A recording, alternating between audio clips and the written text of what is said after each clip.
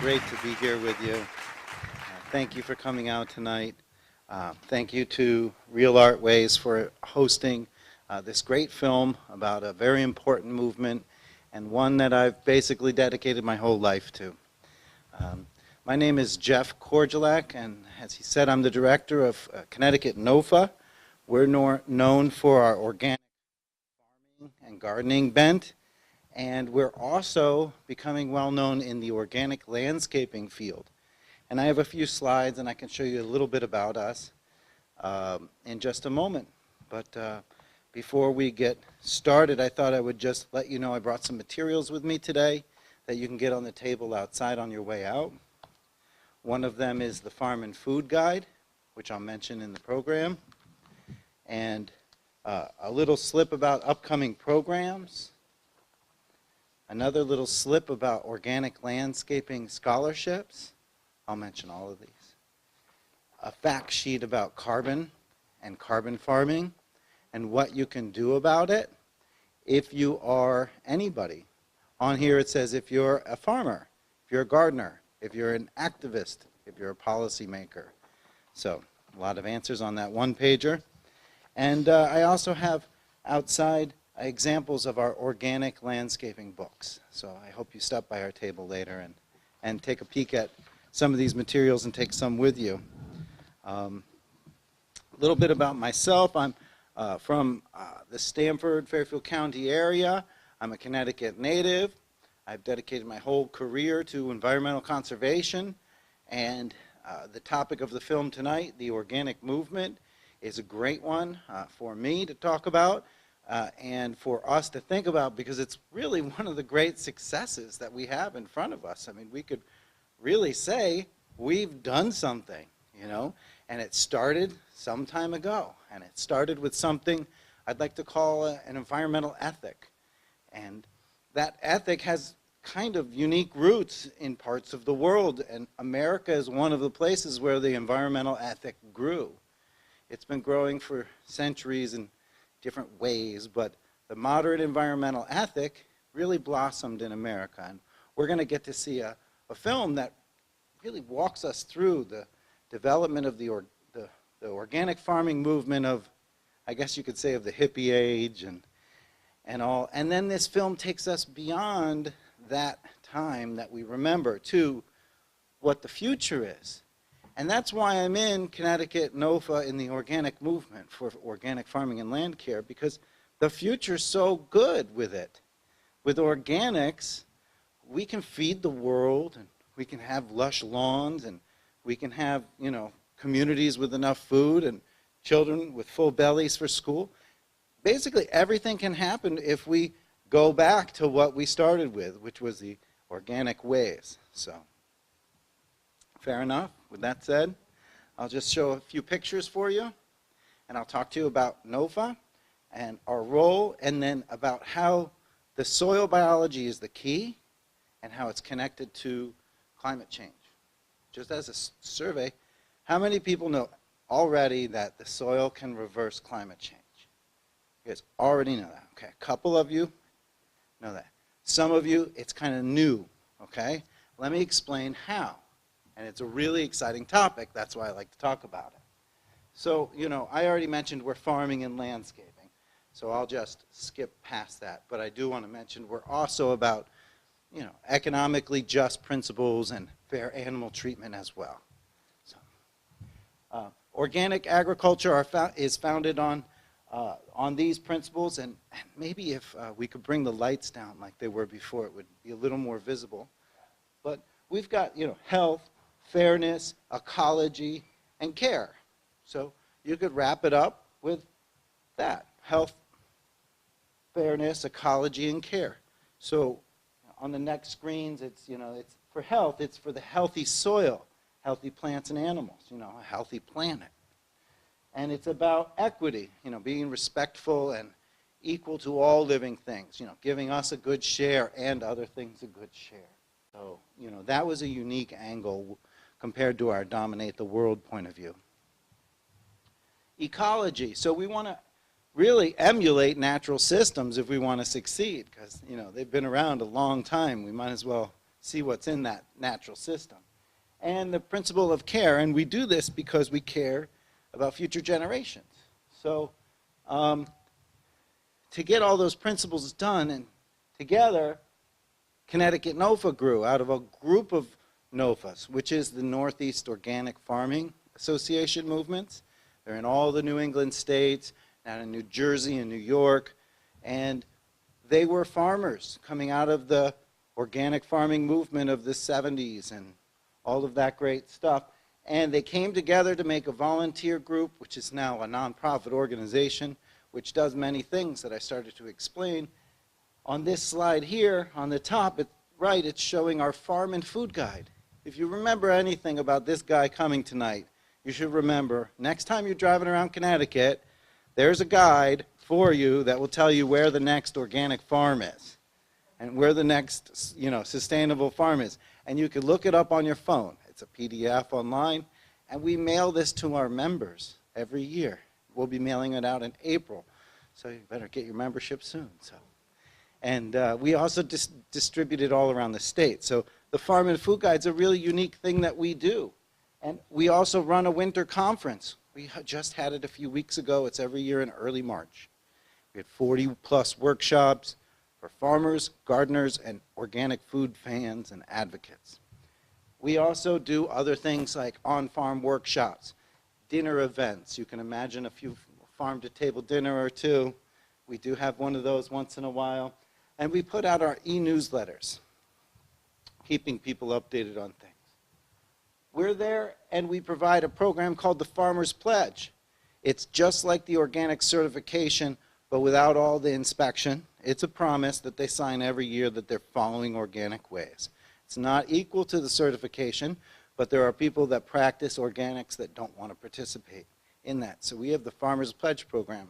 We have well over 100 people that have signed the pledge every year, and we have dozens of people who are certified organic, and then we have dozens more that aren't either, but they're striving their way towards that. So we do a lot of different programs for farmers, and we also do them with the eye on gardeners. We do organic landscaping. So we wrote the book on organic landscaping, and we provide a professional 4-day training for organic landscapers. So they can come and get our credentials from us, and then we promote them on our website to be found. There's a search engine where anybody in 20 different states can go find an organically trained landscaper by NOFA that works near them.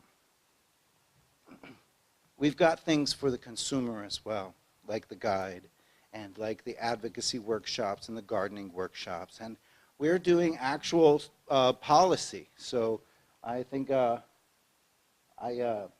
this says Hartford and Washington. So this slide was, basically trying to remind us all that we actually go and speak for you in Hartford. And we work to make laws. Connecticut NOFA helped to pass the pollinator bill in 2016. And you know what? On January 1st, 2018, all the neonicotinoid products across Connecticut were taken off of hardware shelves. That was really special. So it was thanks to a lot of voices, people calling in, and many groups working together. But we work on passing organic laws. And the next one that we've introduced that hasn't passed yet, but it's not the right year for it, it's a short session, is a Healthy Soils Bill. And that's going to incentivize the carbon farming topics that we see in the film today. The cover cropping and all of that. I better roll through my slides and my talk so that we don't get caught up too much. But we have lots of things happening. Just remember ctnofa.org. You could come learn about no-till gardening for your backyard veggie garden with us on May 5th. Or you could be trying to learn about how to manage invasive plants with organic methods. There's a lot we could talk about there. And there's the 4-day course for organic landscapers for the scholarships. But we also have a summer conference and many other things. But wanted to just teach you a few things about why this is so important and how it really can work for us, how this organic approach does achieve all the goals we set out for. The Organic Land Care Program has trained looks like about 3,000 people over the years. And they're spread out across the state, spreading the ideas, and we're very proud of them. It's very important to train people in organic land care because all the green on this United States map, those little dots that you see, those aren't city lights, those are lawns. That's the lawnscape of the U.S. And it's the largest irrigated crop in the United States. In fact, here's us. You guys know where you are here on the right side of the screen with Long Island sticking out there. We have a lot of lawn. You can't ignore it. The premise of organic really starts with things other than lawn. Okay, we like native plants and we like natural ecosystems. But where there's lawn, by golly, let's let it be organic. And it can be. So it's important because it changes the water quality and it does so many things to all sorts of creatures. So that's the NOFA Organic Land Care Program and our standards. This is all based on the soil food web. The soil food web is key. You've heard of the food web, and it's all about biological cycles. They're all interconnected, and every decade we learn really surprising things about life. You know, we didn't know 20, 30 years ago that the plants in the forest are sharing food and water, but they are. They're connected through fungal networks, and they're giving it away to the other community members. There's a lot going on in science we're just uncovering. It's exciting. This is a picture that you can't see very well because of the lighting, but it is a picture of bare ground and a vineyard. This is a vineyard. I'm glad they're growing grapes. I'm going to show you another picture of the vineyard I'd like to buy grapes from. That's this vineyard with grapevines and flowers everywhere. And that's possible, and that's how organic works on an organic vineyard. And it's really fun, and it extends into our backyard and how we do just about everything. If we emulate nature, we're going to come up with something that will work eventually. So a lot of this started back in time with a bunch of leaders. In the film tonight, we're going to be able to see many of those leaders talk and comment on it. We've all heard, I hope, of Rachel Carson. With her work, she really did push the ball forward. I feel like we've got just as much work to do, though. And Rachel Carson's job has not finished yet. So we're carrying on this mission to protect all these animals. We use the soil food web in organics. That's the key. If you want to know how to grow things, don't think so much about the plant. Talk to yourself about what's the soil need. You feed the soil, that's how organic works. It will feed the plant. It's really interesting once you start to uncover how much life is down there. You've heard of this maybe? A spoonful of soil has all of this life in it. It has feet, many, many feet of fungal strands and all these bacteria. It's a very dense ecosystem with diversity. A lot of different creatures playing different roles. When I was born in the 70s, we didn't know that. We hadn't had a chance to put soil under a DNA sampler and say, wow, where did all of those sequences come from? We didn't know all that life was there. We didn't spend time doing it. In the 70s, we were busy preparing nutrients to feed directly to the plants. In the organic world, we're preparing materials to feed to the soil, which will feed the plants. So if you jump into the science of the soil biology and what it provides for nutrients, you'll see that the life can provide pretty much most of what we need if we let the life have what it needs. You've got to give it the conditions it needs, and life will keep going after you get it started. I mean, I could wow you with some of the numbers in these screens, you know, how much is in a teaspoon, 75,000 bacteria, 100 worms in a teaspoon. But you could basically just think that most of the world's life is microbial life in the soil. And some people estimate 95% of all the species on Earth are microbial life in the soil. That's a lot. We didn't know that. They come in all forms. They eat each other. This shows the connections between each other. Predators and herbivores, and there's shredders, and there's flagellates, and there's There's mites and there's bacteria. It's pretty neat, and they all have a role. If you want to have fun on YouTube, start watching some soil life videos. You'll see what's in there. It's like the ocean deep. Those were like pictures of some creatures. These are mites on a leaf. This is that sow bug, you know, the pill bug that we all know. This one, you know the tardigrade? The water bear? Is there somebody that knows the water bear? This gentleman does. You know, somebody said once that if the aliens came to Earth, they would call this the planet of the tardigrades. There's so many of these little creatures. They're like little water bears, and they walk around the water environment on mosses and everywhere. They can be sent to space to dry out. They can be put in a vacuum. They survive almost anything, and they come back to life after extreme conditions. They're really neat. And the soil protozoa, they're very important. They eat bacteria, and that releases nitrogen and other nutrients. Then there's the bacteria. They call them the nature's biochemists. They're the biochemists because they make so many things happen in the soil. And without the bacteria, we would have less plant growth and control of disease, is the general idea. Believe it or not, the bacteria's help with the disease-fighting ability for the plants.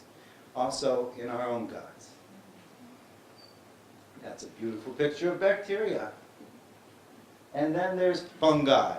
That's a real key. And that's what the no-till is all about, the fungal networks. Fungi can get into the cells and into the root filaments. I could go on about mushrooms and how they're important and what role this area of the root tip and the fungal creatures around the root tip. But we won't go there, but it's very impressive. So this is a root tip with fungal hyphae. 80% of the plants have these fungal partners with them. So there must be something going on there.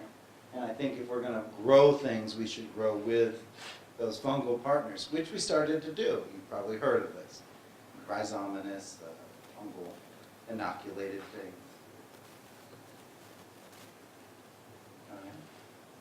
This is all very nice, and this might sound like just soil chemistry, but it actually matters. Because when we changed the way we were farming, which you'll see in the film, how it changed over time with World War II, the value of nutrients have changed. On this slide here, if you were to read any single line, there's a 50% decrease in nutrient value in an apple. That was tested in 1914, 1963, 1992. Just the general nutrient levels of things are going down. That's what you should know. And organic can keep that level high and make it nutrient-dense food.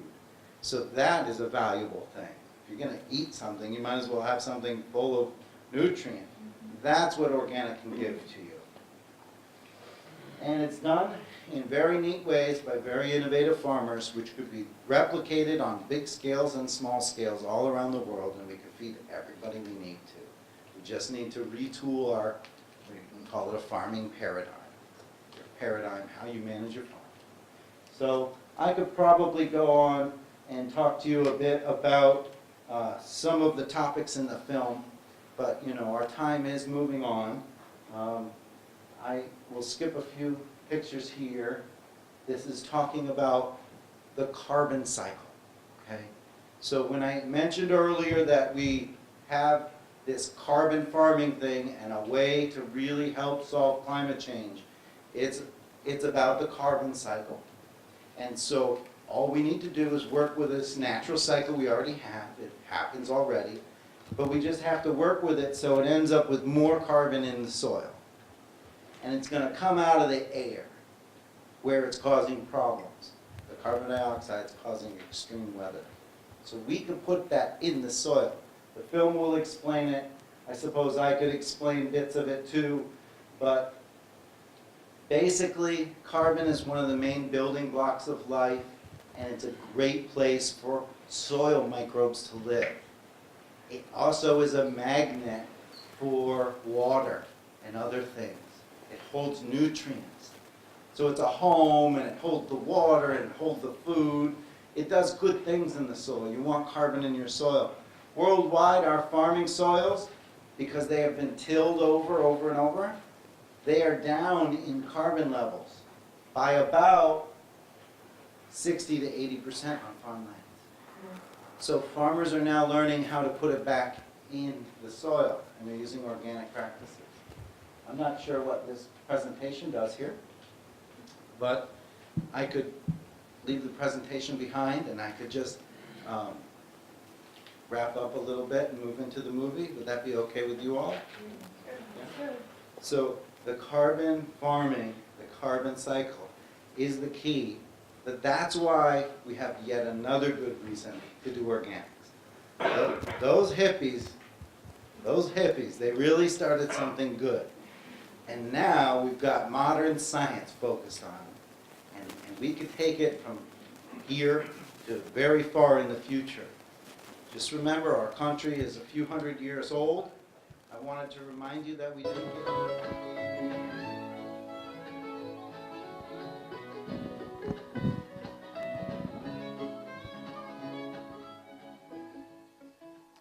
Well, folks, I hope you enjoyed that movie.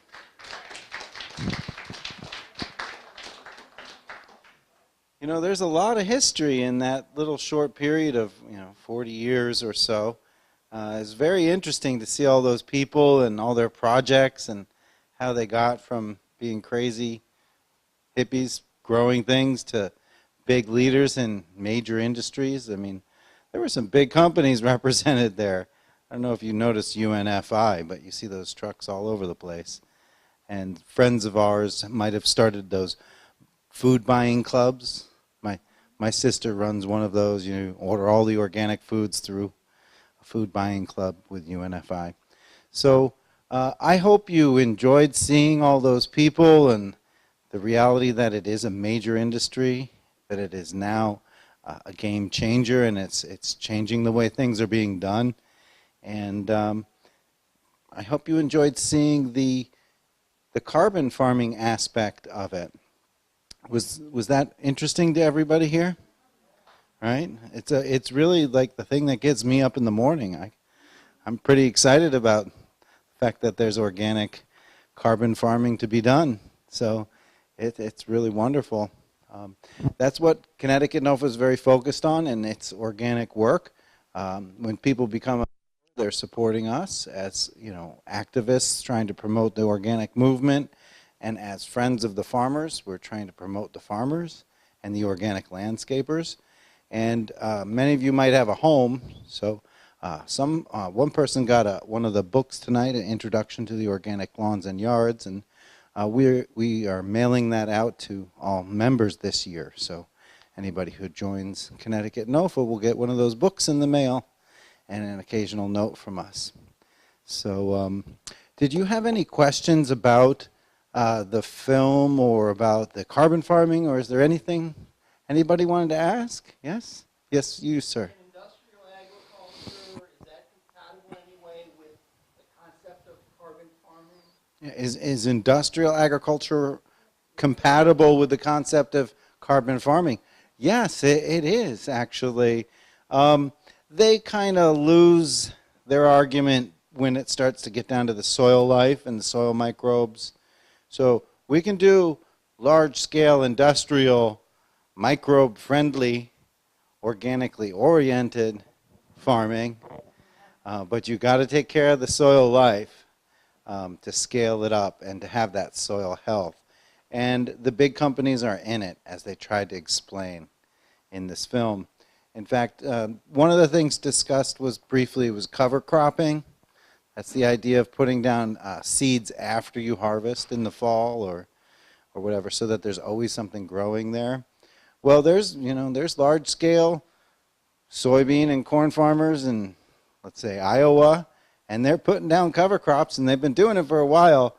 Only difference is those conventional guys, they don't come out with a giant roller. Called a roller crimper, and roll the cover crop down.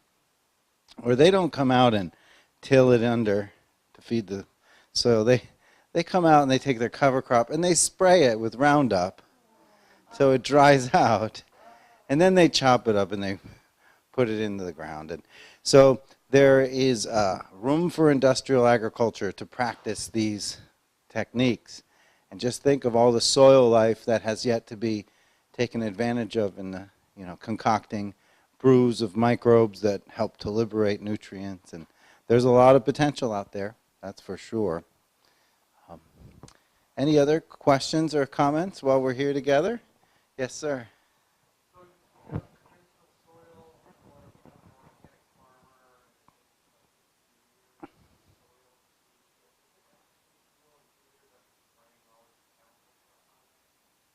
So you're a conventional farmer and you're spraying terrible synthetics, and then you want to go organic. Some of the regulations say it takes about 3 years of waiting to transition. Your question is, does it really get back into good shape in 3 years? Well, on Saturday I went to a talk by Dr. Don Huber, and I learned something from him. He's a long-term GMO, anti-GMO guy. He studied glyphosate a lot, which is Roundup, the active ingredient in it. And basically, he said that the Roundup half-life in soil was a lot longer than I thought it would be. They always say it's like biodegradable, it disappears, and so. Well, he says it's 22 years half-life in the soil. So you've got a real problem. So you've got real problems with that. The good news is that you can speed it up. He said that at least 6 microbes that they found can break it down. And if you can do certain things like making the biological cocktails, like basically soil microbes, and putting them on, especially these 6 different types and many others they'll find in the future, it can start to break it down quicker and make it no problem. But 22 years is not what the glyphosate makers were promising us. In fact, France had to sue Monsanto to stop them from saying it was biodegradable, which it's not. There's a lot of insidious things going on with glyphosate. Every year that goes by, they're proving it's not as safe as they've always said it is. And it's, building in our bodies. It's accumulating in our bodies. In the protein formation in your body, glyphosate can mimic glycine. So your glyphosate gets absorbed into your body and into your muscles and to your cells. Where glycine would be, it sneaks its way in. And it hangs out there for a long time. And you can get it out, but not out of everywhere. They haven't been able to get the glyphosate out of brains. You feed people certain foods and diets, and you treat them a certain way. You go on an organic diet. You can lower your glyphosate levels. You can get your glyphosate level tested if you like. It's like $100. And and you know what? 2 of the things that will help remove it, sauerkraut. There's microbes in sauerkraut, raw, good sauerkraut. There's microbes in there, some of which that can break it down. And another thing is the apple cider vinegar. Bragg's apple cider vinegar with the mother in it, the live one. Those are 2 groups of organisms that do break it down. So that's a little bit on glyphosate. Any other questions, ma'am?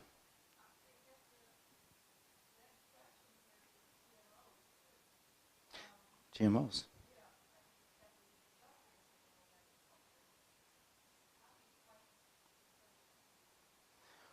Well, GMO, buy organic. That's right. We really do think that we should buy organic. And here's my view on the GMO thing. GMOs is something. It's there. It might be able to accomplish something, maybe. I don't think it's accomplishing what they said it's supposed to accomplish. I don't think they're accomplishing anything yet. But let's say it could accomplish something. That's fine. But organic accomplishes the goals. We can do everything we need without GMOs. It's unnecessary. It's kind of almost like the technology is almost like acting like a shortcut. They could breed characteristics and improve crops through other methods. They don't need to mess with the genetic structure and the DNA. So you could leave the DNA alone in the food world. Now, the topic of genetic modification is deep and difficult and ethically challenging. People might be able to make some headspace to allow genetic engineering in medicine or maybe some other fields, industry, I don't know. But with food, they've done a very poor job about being careful. They've come in, left the barn door open, they left the place a mess, they played with all the toys, they put none away. They basically said, we'll clean it up, and then they left and never came home. And basically, the way they released genetically modified organisms into the food system, I don't think it should have been done. And because we can improve our food qualities in different ways, and we can go grow great food, and we don't need to spray them with synthetic chemicals to get good food. So my view is it shouldn't be in the food realm. And the GM, genetically modified foods, are a big problem. The only way that we're going to be able to fight them is to not buy them. And it's to demand to know more, know what's in it. The whole GMO labeling movement is not mute or dead. It's still very important. In fact, it's even more important now because they're doing more modification than the old versions. They're called gene driving. And different techniques are developed now where you can make some customized genetically diverse creatures. To put it simply, I mean, high school students can order kits that will allow them to combine DNA to create new species of things that have never existed in a high school class. So imagine what a well-funded scientist could do on an agricultural campus with laboratories to grow things out and test things. And so there's a lot going on in that modification field. I'd say stick with the organics because look how exciting it is. It also can solve climate change. It can also resist drought. It could do so many things. So obviously, that's my point of view on organics being a better option. So it's a mind bender when you start to get into these topics of genetics. Yes, sir? The concept of organic plus seems to be emerging. Want something better than organic? Beyond organic. And you know where you could kind of, you could place that in kind of like organic is this really great ideal, it's not ideal thing, but it's this wonderful goal and this thing that can be done. The organic label by the USDA was not created until the 1990s, and it took 10 years for the rules to get figured out. Beyond the organic label is what you might want to think about it. So the rules for organic to be certified stop at a certain point.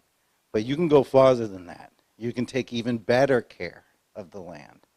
You can go into biodynamics. You could have an organic farmer that doesn't save his seed, and you can have an organic farmer that does save his seed and share it. That would be beyond organic. There's all sorts of ways to really be, innovative and amazing. So maybe that can, I hope that explains a little bit about what I see as the beyond organic. Even the NOFA Farmers Pledge has in there some financial points about it, ethical values in it that aren't part of the USDA program. We could talk about the USDA organic label a fair bit if you'd like. There has been a bunch of issues, but I don't want to keep you all too late. I am Jeff Korchalak, and I am very happy to hear from you all. I would love for you all to be a member and somebody who comes to our workshops, whether you're a member or not. We have gardening programs, farming programs, and landscaping programs, and food parties. A lot of good celebrations. So thank you for having me, and I guess I'll take one last question here on the right. Okay.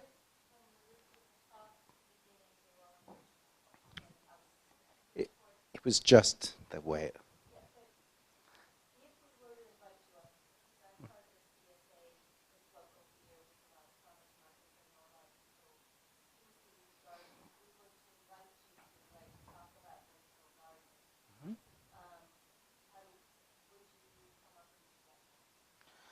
Yes, yeah. In fact, we would love to come up and talk to groups about no-till gardening or collaborate and host programs with other experts. Like the person Sharon Gensler who's going to be going to Bridgeport, she's actually from Massachusetts. So if we have a group, Connecticut NOFA is here to collaborate on hosting programs like that with you. So thanks for asking. Yes.